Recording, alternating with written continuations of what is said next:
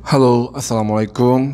Ketemu lagi dengan saya Ricky di Cerita Ricky, edisi Itik atau Informasi TKI. Ya, banyak yang nanya jenis tes yang diperlukan untuk kembali ke Indonesia. Saat kamu berada di Malaysia dan ingin pulang ke Indonesia, maka ada beberapa hal yang perlu dan wajib kamu lengkapi, yaitu kalau kamu eh, adalah pekerja yang masih punya permit kerja dan masih berlaku permit kerjanya, ketika kamu mau pulang ke Indonesia, maka pihak majikan atau syarikat atau perusahaan kamu wajib untuk datang ke immigration untuk membuat check out memo. Ya, jadi sebelum kamu bisa pulang ke Indonesia, pastikan majikan kamu sudah membuatkan atau check out memo. Itu yang pertama. Yang kedua, pastikan juga kamu sudah memiliki tiket pesawat. Oke. Dan yang ketiga, diusahakan 3 hari sebelum kamu terbang atau berangkat, baik itu menggunakan pesawat terbang ataupun ferry, kamu sudah melakukan tes COVID-19. Oke. Nah, ini penting my friend, karena kalau kamu tidak melengkapi diri kamu dengan surat dari dokter yang menandakan kamu sudah melakukan tes COVID dan hasilnya negatif, maka kamu tidak akan boleh terbang karena sekarang peraturannya begitu.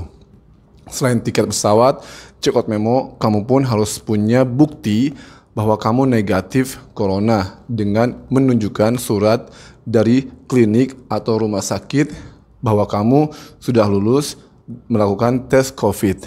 Dan tes COVID ini ada 2 jenis, yaitu yang rapid test dan juga yang PCR atau swab test. Nah, yang saya tahu bahwa di Malaysia ini ya, maskapai penerbangannya ataupun juga immigrationnya hanya menerima hasil tes COVID yang tipe atau type-nya swab test.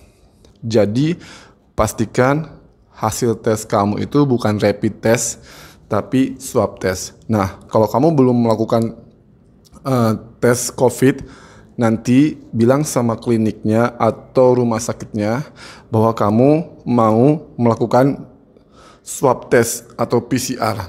Biasanya kalau hospitalnya atau kliniknya jeli, sebelum kamu dicek, dia akan minta kamu menunjukkan tiket pesawatnya dulu. So, pihak rumah sakit atau klinik bisa memperkirakan kapan sebaiknya kamu melakukan tes COVID. Setahu saya, tes COVID itu dapat dilakukan dalam masa 2 hari.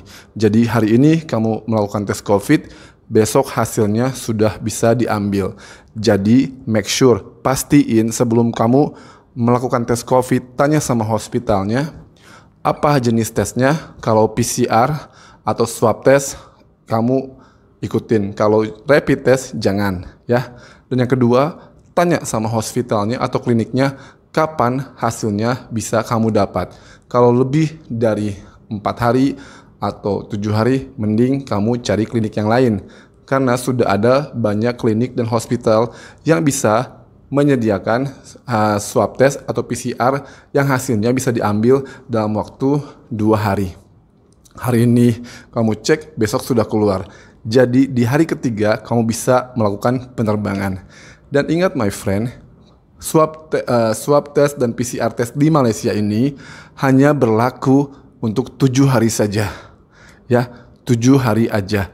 Makanya sebelum kamu berangkat atau terbang, 2 hari atau 3 hari sebelum terbang kamu sudah melakukan tes COVID. Jadi di hari ketiga atau hari keempat kamu sudah bisa terbang. Dan ingat, kalau hasil swab test atau PCR kamu terlalu mendekati masa expired, misalkan kamu terbang di hari ke-6, besoknya swab testnya sudah habis, biasanya di Indonesia atau di airport tempat kamu landing mendarat, nanti biasanya kamu akan haruskan untuk melakukan tes kedua, begitu ya.